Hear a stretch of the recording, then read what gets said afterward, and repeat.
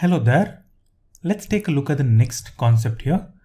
So normally on the SAT, we avoid listening to the answers. What do you mean by this concept of listening to the answers?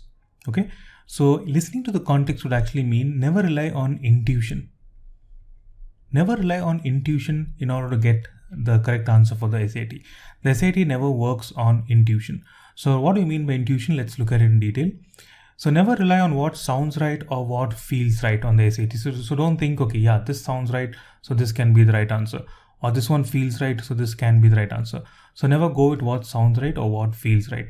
The only place where you need to go with what sounds right or what feels right would be on an idiomatic questions. What do you mean by an idiomatic question? So look at this. This is an example of an idiomatic question. She always accuses him of stealing, or she always accuses him for stealing. Now the correct expression for this is, you can accuse someone of something. You cannot accuse someone for something. So that's the correct idiomatic expression. So because of that, she accuses him of stealing should be the right answer. We can get rid of for.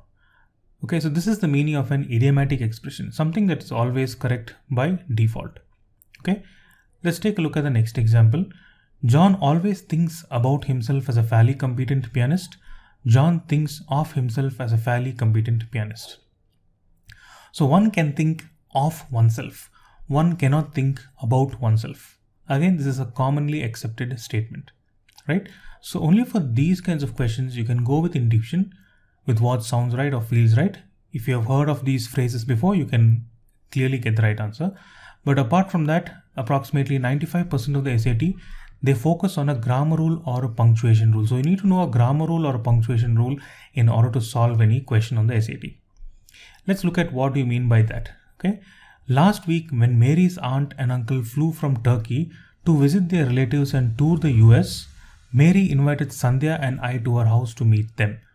So we have this bold phrase, bold word here. So we want to know exactly what kind of correction could we make here. The first one here is we have this verb invited. We have this action here, invited. Now who is the doer of the action? Mary. Mary becomes the subject of the sentence. So when you have the subject of the sentence here you need to put the object of the sentence. Obviously, I can never be the object. The objective form of I would be me, right? So we need to have a me here. This is how we have used a grammar rule. Here in this case, we have used a subject verb rule to get to the correct answer, which is me.